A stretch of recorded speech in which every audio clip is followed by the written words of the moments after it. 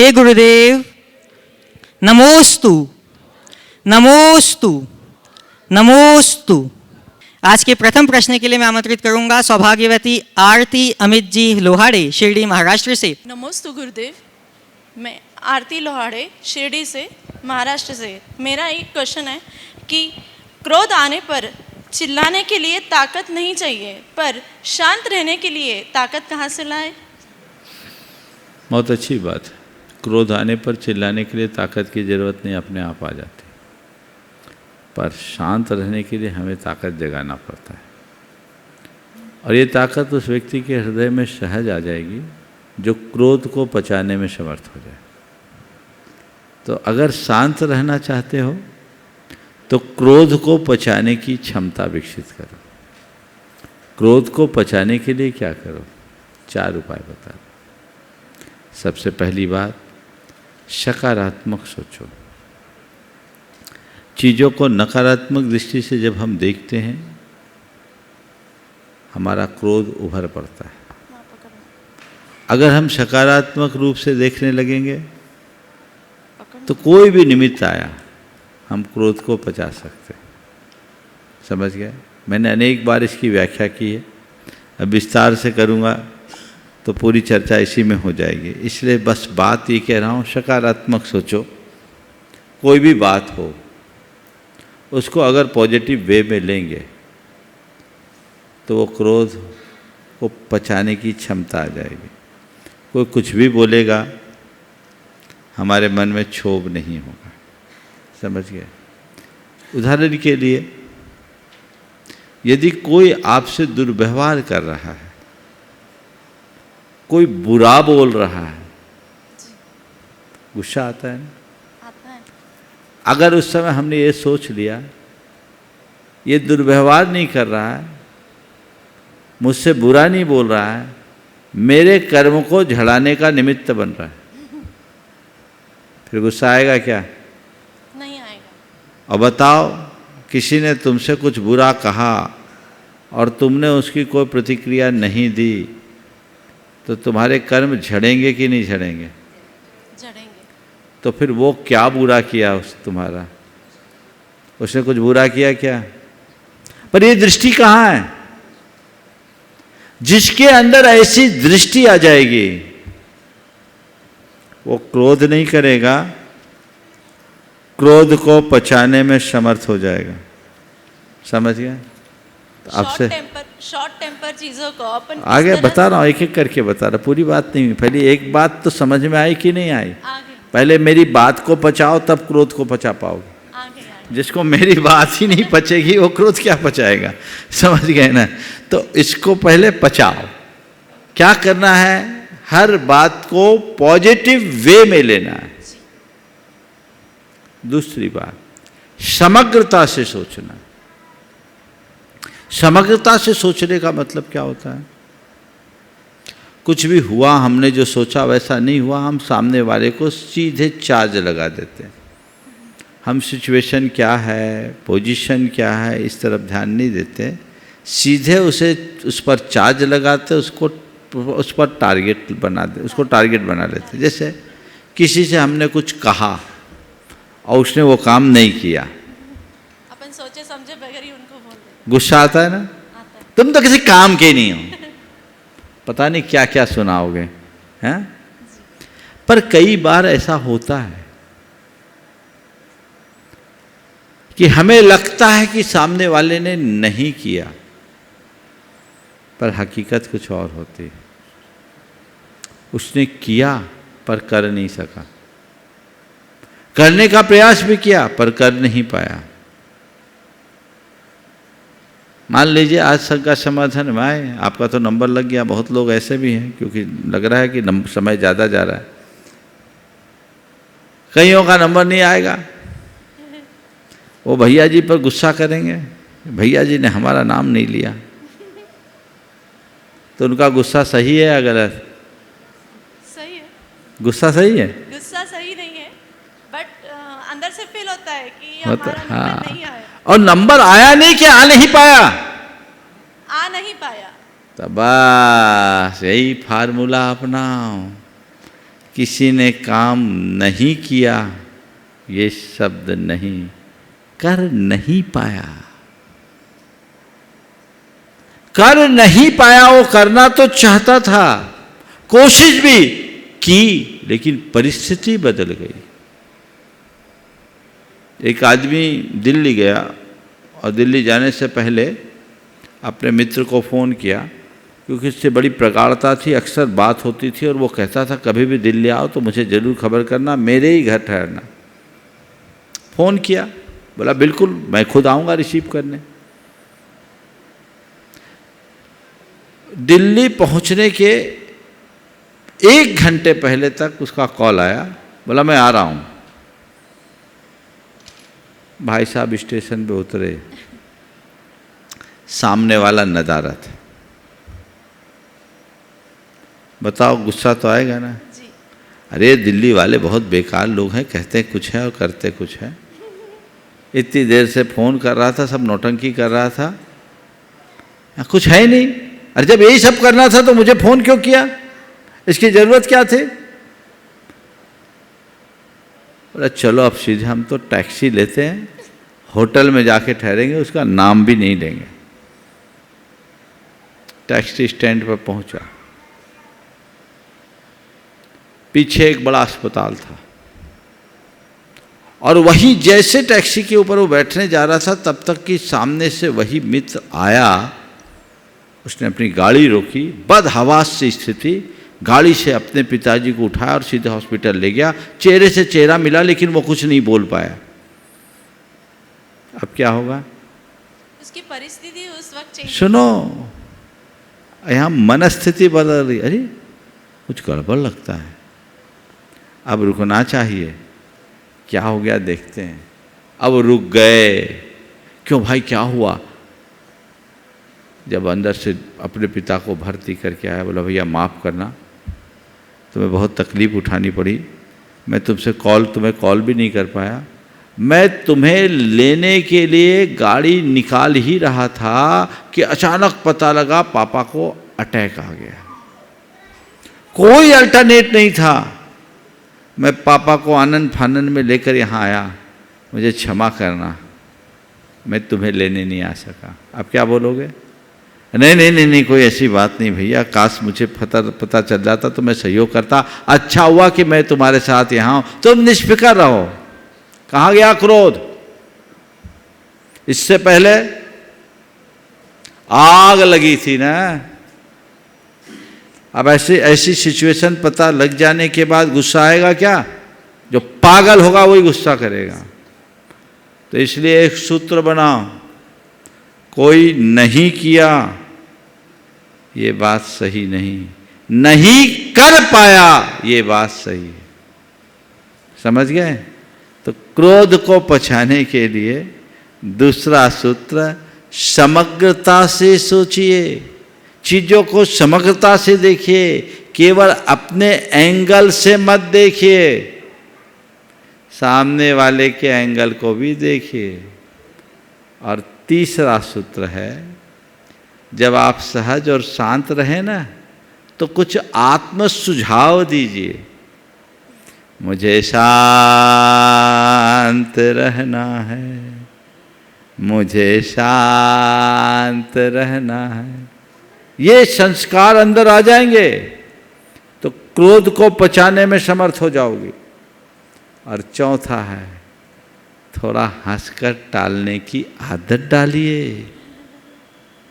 समझ गए। गुस्सा को हंसकर टाला जा सकता है, नज़रअंदाज करने की क्षमता ला सकते हैं। होता है कि नहीं, हो सकता है।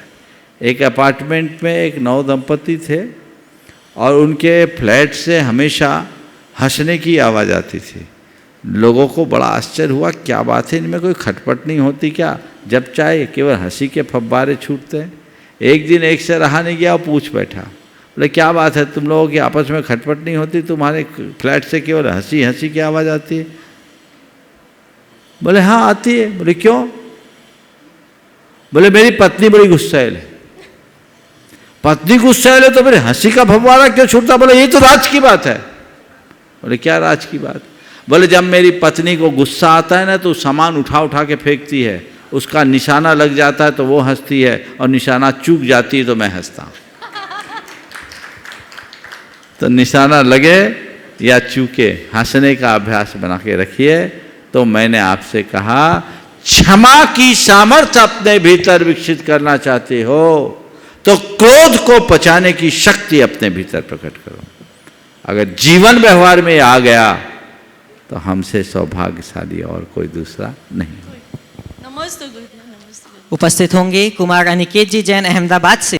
बोलो। महाराज जी, हमारा क्वेश्चन ये है, हम यूपीएससी की तैयारी करने वाले सारे स्टूडेंट को जब भी असफलता का सामना करना पड़ता है तब मेंटल और इमोशनल स्टेबिलिटी बिल्कुल ज़ीरो हो जाती है, कॉन्फिडेंस बिल्कुल ज़ीरो हो जाता है, तब पता नहीं चलता कि क्या करना चाहिए आगे। तो महाराज जी, मेंटल और इमोशनल स्टेबिलिटी कैसे बनाए रखें? ऐसे थोड़े दिन मेरे प्रवचन सुनना शुरू कर दो, सब बन जाए, समझ गए? और भावना योग करो। आशीर्वाद। चलो। प्रियांशु जी जैन अपना प्रश्न प्रस्तुत करेंगे और आपके बाद तैयार रहेंगे कुमार नैतिक जी जैन सीकर राजस्थान से। नमोस्तु गुरुदेव। इक्षामी महाराष्ट्री। महाराष्ट्री, मेरा प्रश्न ये है कि कॉम्पिटिटिव एग्ज़ाम की तैयारी में जैन धर्म और जैन चर्या किस प्रकार हेल्पफुल हो सकती है, जैन बच्चों के लिए भी और जो अदर बच्चे तैयारी कर रहे हैं उनके लिए भी? देखिए, कॉम्पिटिटिव एग्जाम्स की तैयारी के लिए जैन धर्म और जैन चर्या की उपयोगिता की बात की।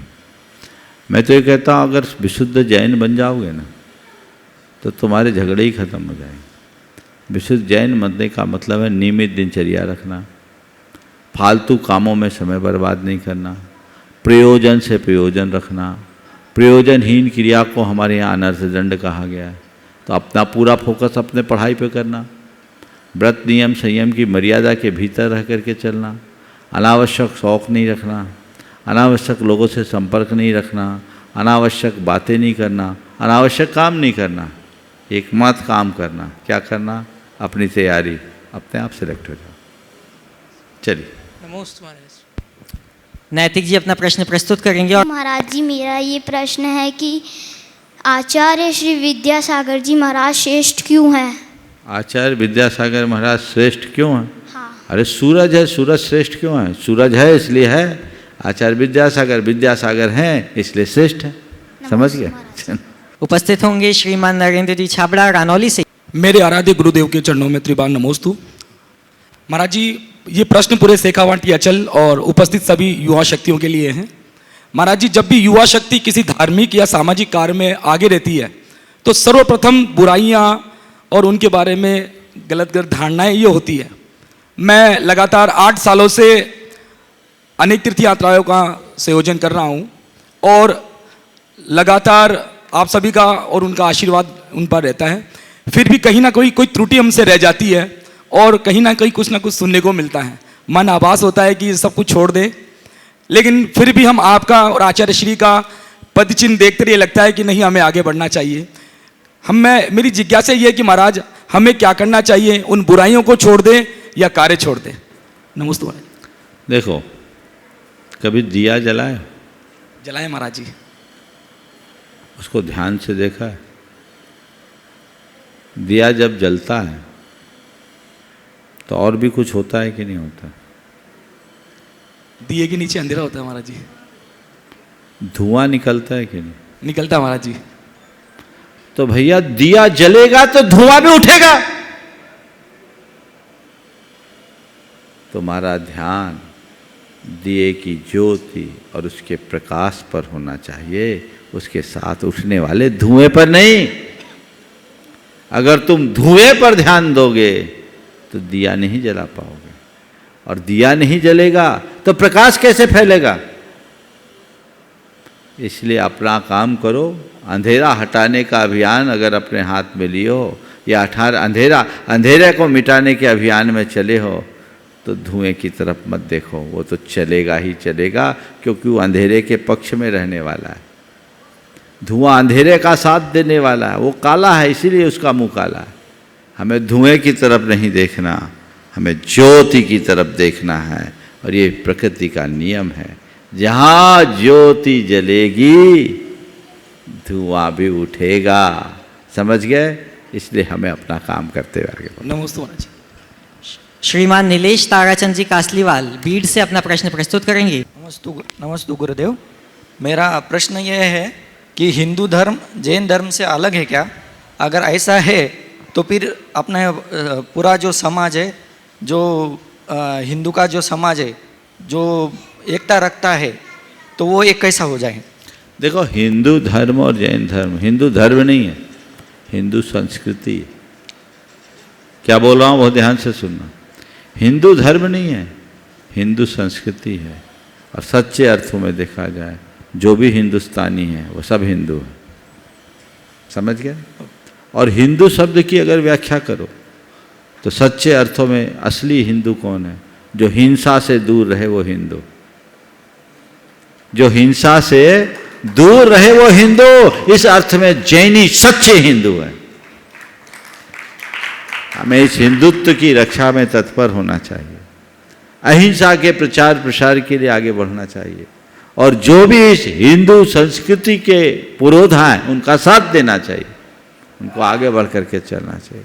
धर्म अपनी चीज़ है, संस्कृति अपनी चीज़ है। भारत की एक ही संस्कृति है, वो हिंदू संस्कृति है, जो अहिंसा पर आधारित संस्कृति है। इसकी शाखाएं उपशाखाएं अलग हुई है, समन संस्कृति के रूप में, वैदिक संस्कृति के रूप में। ये अलग अलग चीज़ें हैं, लेकिन मुख्य मूल क्या है? भारतीय संस्कृति को यदि मैं कहूँ तो हिंदू संस्कृति है, जो अहिंसा की संस्कृति है। उसे अक्षुण्ण बनाकर चलना चाहिए।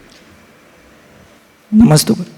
अनिमेश जी अपना प्रश्न प्रस्तुत करेंगी। महाराज श्री के चरणों में त्रिबार नमोस्तु नमोस्तु नमोस्तु। चुलक जी के चरणों में इच्छामि इच्छामि इच्छामि। महाराज श्री ऐसा बोलते, think inside the box, think inside the box. तो महाराज जी कभी कभी ऐसा होता है कि हम किसी चीज़ को 99 बार करते हैं और 100 बोलते हैं कि 100 बार में वो काम कंप्लीट हो जाता है। तो महाराज जी 100वें बार के लिए हम वेट कैसे करें? वो मोटिवेशन कहाँ से लाए? कभी कभी हम पहले ही हार मान लेते हैं और हम किसी चीज़ के बाहर कैसे हट के कैसे सोचें? बहुत अच्छी बात कही है, थिंक इनसाइड द बॉक्स। आपने कहा है कोई काम हम करते हैं 99 बार कर लिए, कहते 100वीं बार करो तो हो जाएगा, लेकिन हम उससे पहले ही हार मान लेते। ऐसा अक्सर लोगों के साथ होता है, और ऐसा उन्हीं लोगों के साथ होता है जिनका आत्मविश्वास कमज़ोर होता है। अपने आत्मविश्वास को प्रगाढ़ बनाओ और लक्ष्य के प्रति समर्पित हो जाओ। अगर हम किसी लक्ष्य को पाने के लिए निकले तो हमारा ध्येय एक ही होना चाहिए, हमें अपना लक्ष्य पाना है। और जब तक वो लक्ष्य हमें हासिल नहीं होता तब तक चैन से नहीं बैठ। अपने आप को उसमें पूरी तरह खपा देना, लगा देना। तो जो व्यक्ति इस तरह से लक्ष्योन्मुखी होता है वो हारता नहीं। उसका आत्मविश्वास इतना प्रगाढ़ रहता है कि मुझे करना है, करना है, करना है, करना है, और एक बार और एक बार और एक बार और करते करते वो एक दिन सफल हो ही जाता है। समझ गए? एक बार और एक बार एक बार और करते करते वो कभी न कभी सफल हो ही जाता है। इसलिए हारो पर हिम्मत मत हारो। अपनी हर हार की समीक्षा करो। 99वां वार है, 100वां वार के लिए तैयार रहो, और ये मानो हम उसी वार को अपना 100वां वार मानेंगे जिससे हमारे लक्ष्य का भेदन होगा। सतत लगे रहो, सतत लगे रहो। और महाराज जी हट के कैसे सोचे? किसी भी चीज़ के बारे में हट के कैसे सोचे? किसी भी चीज़ के बारे में हट के कैसे सोचे? Think inside the box. मैंने तुम्हारा सवाल का भाव ये है कि आम जनों से अलग हम किसी चीज़ को कैसे सोचें। देखिए, दो तरह की सोच होती है, एक वो जो परंपरावादी और एक वो जो इनोवेटिव होती है। हम घटनाओं को देखें, चीज़ों को देखें, समझें और एक अभ्यास बनाएं कि किसी भी चीज़ को जब हम सामने लिए तो उसका दूसरा पहलू क्या हो सकता है। एक पहलू सब देखते हैं, दूसरा पहलू क्या हो सकता है, उसे सोचने का अभ्यास बनाएं। और उस दूसरे पहलू पर जब हम फोकस करना शुरू करेंगे तो धीरे धीरे हमारी एक ऐसी आदत होगी जो हम हट करके सोच सकते हैं। तो हमें प्रायः लोग जो होते हैं एक बने बनाए ढर्रे पर चलते हैं। हमने अगर पहले से अभ्यास बनाया कि इसके दूसरे पहलू पर भी हमें विचार करना चाहिए, तो हमारी सोच बदल सकती है और वो बदली हुई सोच हमें एक नई दिशा दे सकती है। नमोस्तु महाराज जी, इच्छामि महाराज जी। युवराज जी जैन गढ़ावाल जबलपुर से अपना प्रश्न प्रस्तुत करेंगे। नमोस्तु गुरुदेव, नमोस्तु मंचासीन हमारे क्षुल्लक महाराज जी को इच्छामी। महाराज से अभी पूर्व प्रश्नकर्ता ने जो हिंदू और जैन के बारे में प्रश्न किया, मैं उसी को आगे बढ़ा रहा हूँ कि हमारे हिंदू धर्म में माना जाता है कि मनुष्य का शरीर पंच तत्वों से बना हुआ है और पंच तत्वों में विलीन होता है।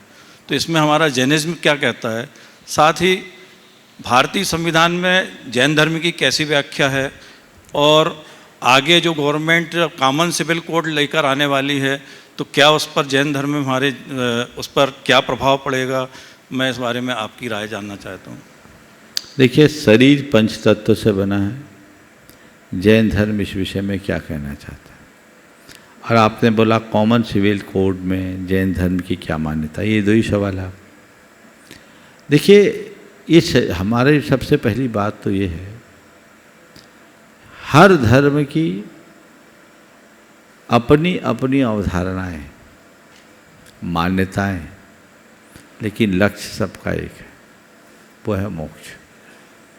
जैन धर्म में बहुत विस्तार से शरीर विज्ञान और जीव विज्ञान का विश्लेषण है। ये शरीर भौतिक पदार्थों से बना है। वैदिक परंपरा में जिसे पंच तत्व के रूप में जाना जाता है, जैन धर्म में उसे पुद्गल परमाणुओं के रूप में माना जाता है। कुछ शब्दावली को अगर हम अलग कर दें तो लगभग दोनों में समानता है। भारतीय संविधान में जैनों का क्या स्थान है, आपका दूसरा सवाल था। तो भारत के संविधान में जैन धर्म को एक स्वतंत्र धर्म के रूप में मान्यता है और जैन धर्म भारत के प्राचीनतम धर्मों में से एक है। आपका जो तीसरा सवाल है कि इंडियन कॉमन सिविल कोड अगर लागू होता है तो आप इसे किस अर्थ में देखते हैं? हम तो कहते हैं जैनों को इसका स्वागत करना चाहिए। इससे हमें कोई दिक्कत नहीं, क्योंकि एक देश एक कानून जिस दिन देश में बनेगा उस दिन देश की समुन्नति ही होगी। इसमें कोई सोचने जैसी बात नहीं है। तो ये हमारे धर्म की दृष्टि से भी कहीं बाधा नहीं बनाती, क्योंकि ये जो कानून बनाए जाते हैं, कानून में सभी धर्मों के संरक्षण की बात पूरी तरह से शासन द्वारा की, सरकार द्वारा बनाई गई है। संविधान में वो बातें हैं और कुछ चीज़ें जो वैयक्तिक जीवन में लोगों के साथ जुड़ी हुई है, उसके लिए जैनों में कोई भी अगर कॉमन सिविल कोड बनाई जाती है तो जैनों को उससे कोई एतराज़ नहीं, उसे अपनाया जा सकता। महाराज जी, इसमें जैसे हम अपने जैनिज्म में कर्म सिद्धांत को प्रमुख माना गया और वहाँ वो ये कॉमन सिविल कोड का ये विषय नहीं है, ये फिलॉसफी का विषय है। तो कोर्ट के विषय से वकील साहब यहाँ खड़े हैं, मैं चाहूँगा आप वकील साहब जी अपना अभिमत इस विषय में प्रकट करें कि जो सिविल कोड है वो कोड का संबंध आपकी फिलॉसफी से नहीं है। हर धर्म की फिलॉसफी है, ऐसा कोई कानून नहीं बनाने जा रही सरकार की देश का एक धर्म हो जाए। लेकिन मैं एक भावना जरूर उत्पन्न करना चाहता हूँ, भारत के हर बंदे का एक धर्म होना चाहिए, वो है भारतीयता। सबसे पहला ये धर्म, हर भारत के हृदय में भारतीयता बढ़े, ये उसका पहला धर्म है, ये उसका राष्ट्र धर्म है। और दूसरा धर्म उसका वैयक्तिक धर्म है जो उसकी आस्था से बंधी हुई है, वो जिस आस्था से जुड़े उस धर्म का पालन करें। वकील साहब, हाँ बोलिए। महाराज श्री, आपने बहुत अच्छा उत्तर दिया। कानून सम्मति, ये धर्म आस्था का विषय है, सिविल कोड का धर्म से कोई संबंध नहीं। सिविल कोड इस बारे में है कि विवाह कितने होंगे, उस विवाह विच्छेद का, संपत्ति का अधिकार, उस तरह की चीज़ें, उनका धर्म से कोई ताल्लुक। बहुत सुंदर, वो सामाजिक व्यवस्था है, सामाजिक व्यवस्था। बहुत बढ़िया। नमस्ते महाराज, नमस्ते। उपस्थित होंगी श्रीमती किरण देवी जी पाटनी सिलचर से। महाराज जी नमोस्तु नमोस्तु नमोस्तु। सभी क्षुल्लक जी महाराज को मेरा इच्छा में मैं किरण देवी पाटनी, लाडनू निवासी, सिलचर प्रवासी।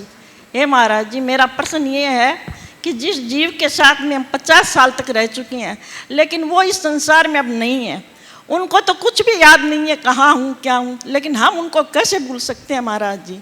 और हरदम यही कहते हैं जहाँ भी यह जीव जिस गति में भी गया हो उसको शांति मिले, शांति मिले। कृपया इसका समाधान कीजिए। अरे शांति उसको तो मिल गई, शांति तो तुम्हें चाहिए।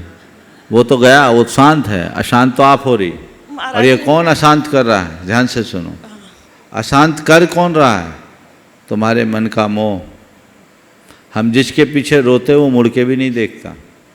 कभी याद आया कि पिछले जन्म में हम किसको बिलखता छोड़ के आए थे? ताको मिटाओ। जिस जीव के साथ जितने दिन का साथ होता है उतने ही दिन निपटा है। संयोग के बाद तो वियोग है ही, तो संयोग और वियोग को जीवन की अनिवार्यता मानकर उसे स्वीकार करो और इस बात में किंचित भी विचलित मत हो। तत्व ज्ञान का सहारा लो और अपने आप को संभालो। आप तो 50 साल का साथ निभा चुकी। लोगों के लिए तो ऐसे भी बहुत सारे उदाहरण हैं कि 5 दिन का भी साथ नहीं मिला, फिर भी वो जी रहे हैं, अच्छे से जी रहे हैं। अपने हृदय में हमेशा वैराग्य की भावना जगाओ, तत्व ज्ञान को सामने लो और जीवन को आगे बढ़ाओ। नमस्ते महाराज। अपना प्रश्न प्रस्तुत करेंगी श्रीमती चंद्रकला जी पाटनी, रांची से। मेरी तरफ से जगत के सब जीवों की तरफ से मुनिराज के चरणों में नमोस्तु। सब क्षुल्लक जी महाराज के सब चरणों में इच्छामि। महाराज श्री हमारे कहते कि हमको देख के चलना चाहिए। अगर नहीं देख के चलेंगे तो कोई जीव मतलब नहीं भी मरता तो हमको दोष लगता है, और देख के चलेंगे तो नहीं मर भी जाता तो हमको दोष नहीं लगता। तो फिर जो जिसको दिखता नहीं है, एकदम अंधा होता है, तो वो अपना कैसे इसमें यत्नाचार लगाए और वो कैसे इन पापों से बचे? देखिए, बिल्कुल बात बिल्कुल सही रखी है आपने।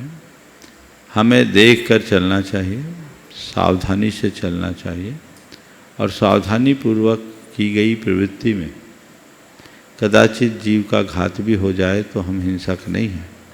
और असावधानी से कोई चल रहा है, जीव मरे या ना मरे, वो हिंसा का भागी।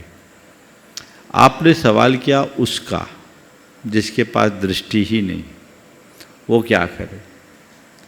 ये उसके कर्म का उदय, उसे दिख नहीं रहा है, फिर भी वो भावना भाते चल रहा हो कि हे भगवान मुझसे किसी का घात ना हो, तो वह हिंसक, वो हिंसा का भागी नहीं। कदाचित उससे हिंसा हो रही है, वो कर नहीं रहा है। वो अपने उसके पास आंखें नहीं है, क्या करे? कर्म का उदय। लेकिन आंखें होने के बाद भी जो लापरवाही कर रहा है, असावधानी कर रहा है, वो हिंसा का भागीदार। हमारे यहाँ द्रव्य हिंसा का उतना मूल्य नहीं है, भाव हिंसा को महत्व दिया गया। सामने वाले का अभिप्राय क्या है, उसकी सोच कैसी है, ये सबसे ज़्यादा महत्वपूर्ण है। प्रमत्त योगात प्राण व्यपरोपणम हिंसा, प्रमाद के योग से प्राणों का व्यपरोपण करना हिंसा है।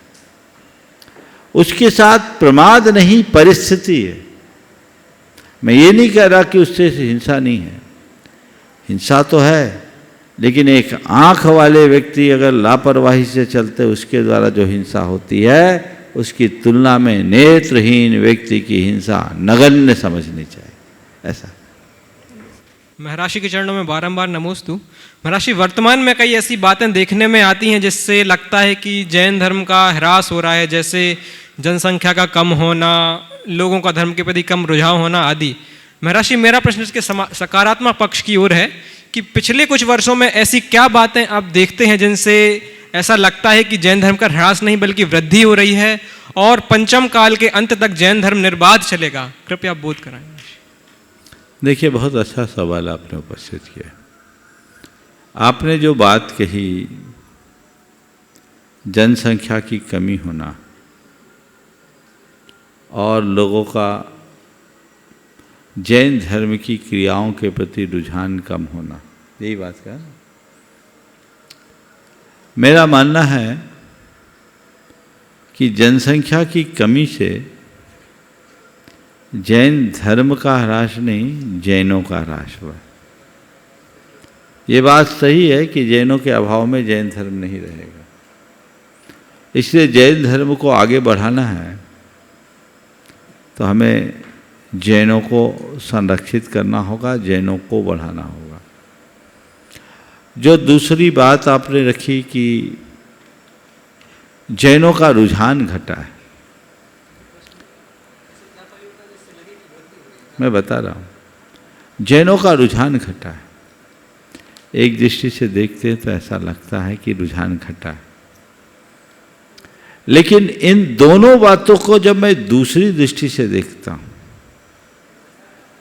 तो मुझे एक बात ये दिखती है कि वर्तमान युग में जैनों के प्रति लोगों का रुझान बढ़ा है। ये बहुत शुभ लक्षण है। संख्या में भले जैन कम हुए, लेकिन जैन और जैनत्व से प्रभावित होने वाले लोगों की संख्या कई गुनी बढ़ी है। और यदि ऐसे लोगों को हम अपने साथ जोड़ने में सफल हो जाते हैं तो मेरा मानना है हम एक बहुत बड़ी क्षति की पूर्ति कर सकते हैं।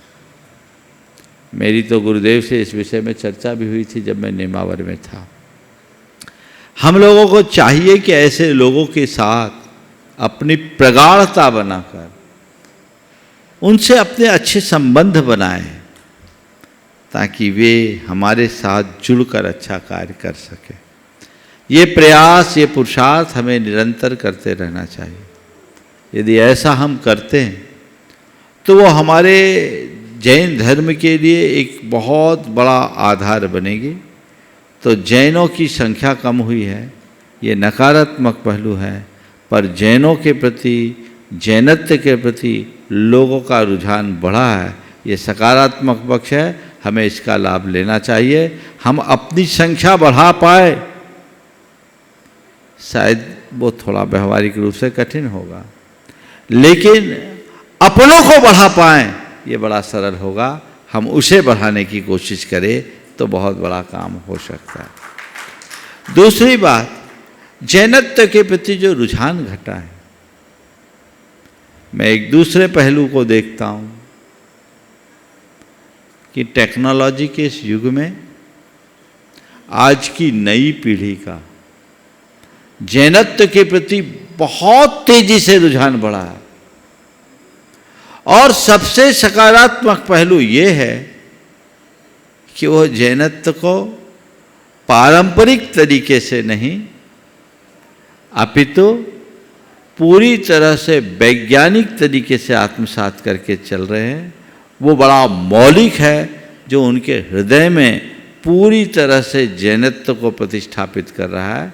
हमें चाहिए कि इस एडवांस टेक्नोलॉजी के युग का हम सही उपयोग करें, सही प्रयोग करें, और टेक्नोलॉजी के क्षेत्र में जो जैन लोग हैं वे उसका इस तरीके से विस्तार करें कि सारे संसार में जैन धर्म से लोग परिचित हो सके, न केवल परिचित हो सके अपितु जैनत्व से जुड़ सके, क्योंकि हमारे पास वह सब कुछ है जिसका हम उपयोग कर सकते हैं। तो ये हम सबकी जिम्मेदारी है। यदि इस दिशा में बढ़ेंगे सुनिश्चित अच्छे परिणाम आएंगे। इसी क्रम में मैं निवेदन करूंगा पूज्य शुल्लक श्री आदर सागर जी महाराज से कि वो अपने प्रश्न के माध्यम से हम सबको दिशा दर्शन दिलवाएं। इच्छामि महाराज जी। नमोस्तु भगवान। राग द्वेष निवृत्तये चरणम प्रतिपद्यते साधु। राग द्वेष की निवृत्ति के लिए साधुजन चारित्र को धारण करते हैं। महाराज जी, इस बात को हम जानते हैं, मानते हैं और बहुत अभ्यास करते हैं। इसके बावजूद भी राग द्वेष जीवन में होता रहता है। महाराज जी, क्या करें कि यह राग द्वेष जीवन में धीरे धीरे कम होते होते एक दिन पूर्णतः समाप्त हो जाए, ताकि हम इस पर्याय को सार्थक कर सकें। बहुत अच्छी बात कही है, और ये सवाल हर साधक के हृदय का सवाल। रागद्वेष निवृत्ते चरणम प्रतिपद्यते साधु, हमारा मूल प्रयोजन अपने राग द्वेष की निवृत्ति का है, लेकिन इसके बावजूद राग द्वेष हमारे अंदर बने ही रहते हैं। आपने पूछा ऐसा हम क्या करें कि राग द्वेष को पूरी तरह निर्मूल कर दें। देखिए, सबसे बड़ी बात तो मैं ये मानता हूँ कि राग द्वेष को हम अपने लिए हितकारी मानना शुरू कर दें और उनके निवारण के लिए कमर भर कस लें, तो आज नहीं कल हम राग द्वेष से निवृत्त होंगे। ये बीमारी पुरानी है, तो जब पुरानी बीमारी होती है वो एक दिन में दूर नहीं होती, लंबे समय तक उसका ट्रीटमेंट लेना पड़ता है। लगता है इतने दिन से दवाई खा रहे हैं, आराम नहीं मिल रहा है। उसके बावजूद दवाई खाना पड़ती है, क्योंकि आपको पता है दवाई खाने से आराम नहीं मिल रहा है तो ठीक है, दवाई बंद कर देंगे तो बीमारी और बढ़ जाएगी। तो ये दवाई बीमारी को जड़ मूल से भले नहीं उखाड़ पा रही है, बढ़ने से तो रोक रही है।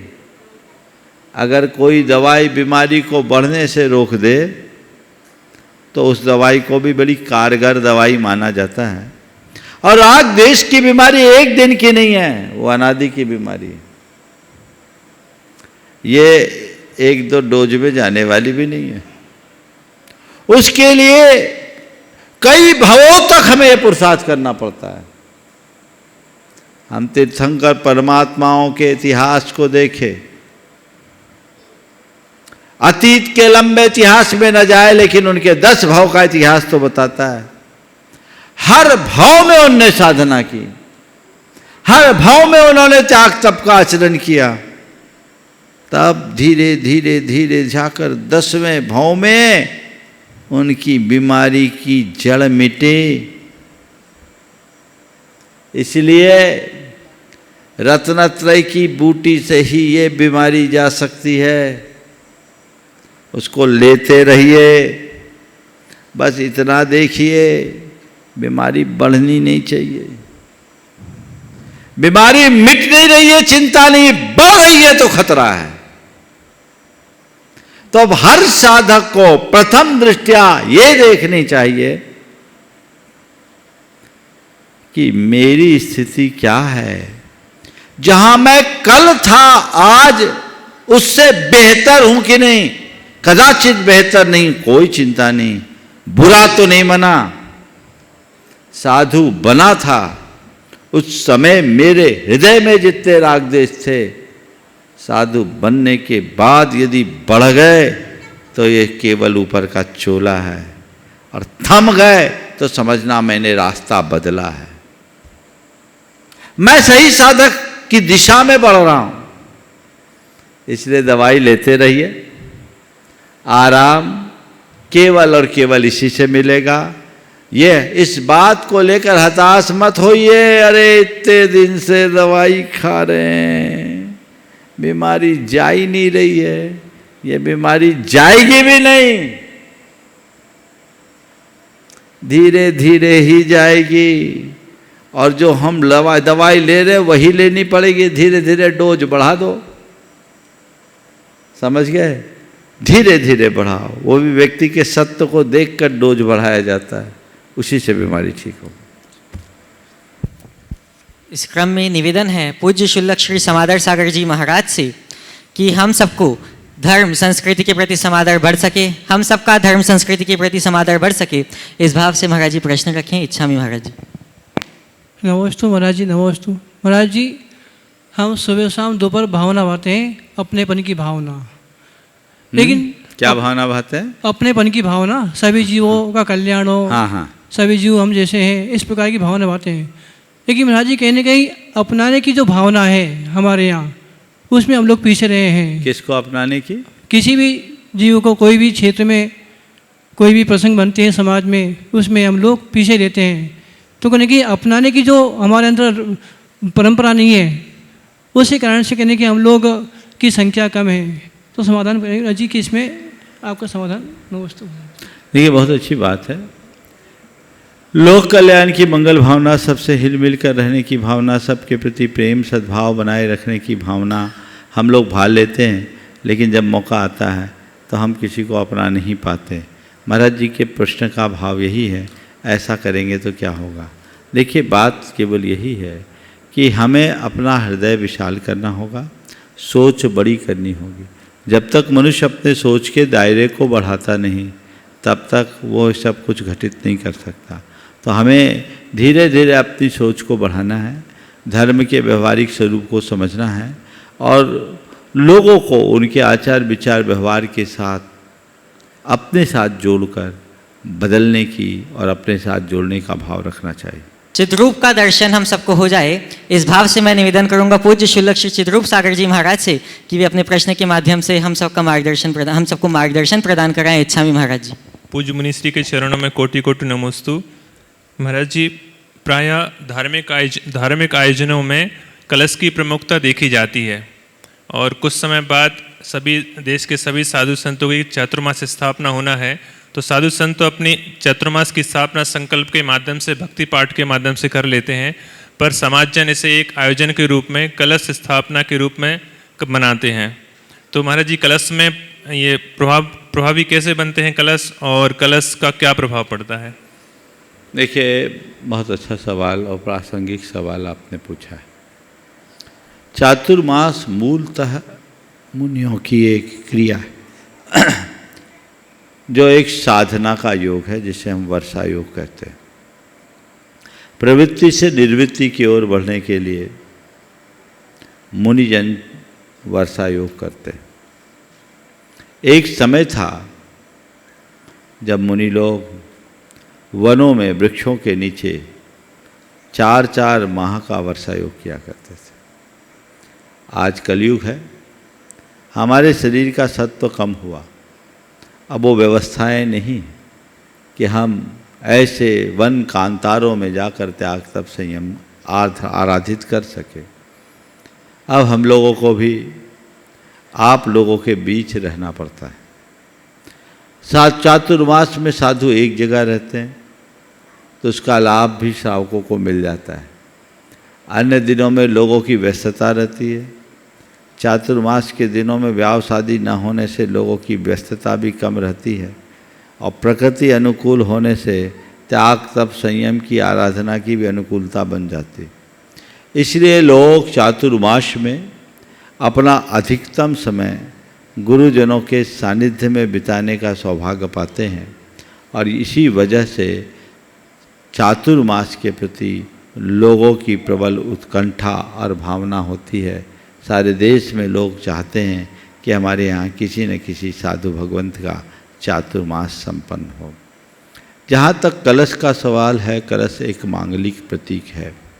इनका मुनि महाराजों के चातुर्मास से सीधा संबंध नहीं है, लेकिन चातुर्मास आज के समय में केवल मुनियों की साधना नहीं, एक बड़ा महोत्सव का रूप ले रखा है, जिसमें मुनियों के साथ श्रावक भी सहभागी बनते हैं और 4 माह तक विशिष्ट धर्म आराधना करके एक अच्छा वातावरण बनाते हैं। गृहस्थजन जब भी कोई अच्छा कार्य करते हैं तो उसमें मंगल कलश रखते हैं और मंगल कलश रखते हैं तो उसी मंगल कलश को रखने की परंपरा चातुर्मास में हुई, जिसमें एक प्रकार से उस पूरे चातुर्मास की निर्बाध संपन्नता की भावना होती है। और चातुर्मास को संपन्न कराने का श्रेय भी उन लोगों को मिलता है जिन्होंने मुख्य रूप से प्रमुख कलशों की स्थापना करने में अपना योगदान दिया है। उनका लगता है कि इस बहाने हम चातुर्मास की प्रभावना में अपना योगदान दे रहे हैं, वो श्रेय उनको जाता है। और फिर चातुर्मास की कलश में व्रत, संयम, तप, त्याग, जाप, पूजन, आराधन सब होते हैं। उसकी ऊर्जा उन कलशों में रहती है, तो लोगों के लिए मंगल का कारण बनता है। लोग अपने घरों में उन कलशों को स्थापित करते हैं। तो ऐसे चातुर्मासों में आज के समय में लोगों का बड़ा प्रगाढ़ उत्साह देखने को मिलता है। इस बहाने लोगों को अपने द्रव्य का सद्व्यय करने का मौका भी मिल जाता है। तो लोगों को जब भी ऐसा मौका मिले उसे देख करके प्रयोग करना चाहिए। और चातुर्मास के निमित्त जो आपका द्रव्य लगता है वो न केवल चातुर्मास की प्रभावना में अपितु अन्य धर्म के कार्यों में भी समर्पित हो जाती है। तो एक पंथ अनेक कार्य उससे संपन्न होते हैं। तो जिन्हें जब जैसा मौका मिले इसका लाभ उठाना चाहिए। अब मैं निवेदन करूंगा पूज्य शुल्क श्री सुभग सागर जी महाराज से कि हे महाराज श्री, हम सबका जीवन भी सुभग बन जाए, इस भाव से आपकी शंका के माध्यम से हम सभी को समाधान प्राप्त हो। इच्छामि महाराज जी। पूज्य मुनिवर के चरणों में बारंबार नमोस्तु नमोस्तु नमोस्तु। महाराज जी, आज के समय में व्यक्ति का स्वभाव किस प्रकार का होना चाहिए ताकि वो अभाव से बच सके? नमोस्तु। किस प्रकार का स्वभाव होना चाहिए कि अभाव से बच सके? अभाव से बच सके जी। देखिए, आपने पूछा है कैसा स्वभाव रहे कि अभाव से बच सके। मैं एक ही बात कहूँगा, औरों के प्रभाव से बच जाओ। अभाव होने पर भी अभाव का प्रभाव नहीं होगा। अभाव से बचना हमारे हाथ में नहीं है, लेकिन हम अभाव के प्रभाव से बच सकते हैं। मेरे जीवन में कितना भी अभाव हो, उससे कोई तकलीफ नहीं। अगर देखा जाए तो प्रत्यक्ष रूप से देखो तो हम लोगों के पास क्या है? जो कुछ तुम्हारे पास है उसमें कुछ भी हमारे पास है? हाँ, है क्या? सबका अभाव है कि नहीं? बोलो, है ना? अभाव है। फिर क्या है? अभाव है, लेकिन हम लोग दुखी हैं क्या? क्यों? इसलिए कि तुम्हारे भाव का हम पर प्रभाव नहीं है। जिन चीजों का तुम्हारे पास सद्भाव है, यदि उसका प्रभाव हम पर आ जाए तो हम भी अभाव का अनुभव करने लगेंगे, और जब हम अभाव का अनुभव करेंगे तो दुखी हो। तो आपने पूछा ऐसा कैसा स्वभाव बनाएं कि अभाव ना हो, तो मैं कहता हूँ अभाव का अभाव तो नहीं होगा, लेकिन अगर हमने औरों के प्रभाव से अपने आप को बचा लिया तो सद्भाव जरूर बनेगा, और वही सद्भाव हमारे जीवन को बेहतर बनाएगा। समय आप सबका हो गया, यहीं पर विराम। बोलिए परम पूज आचार्य गुरुवर श्री विद्यासागर जी महाराज की।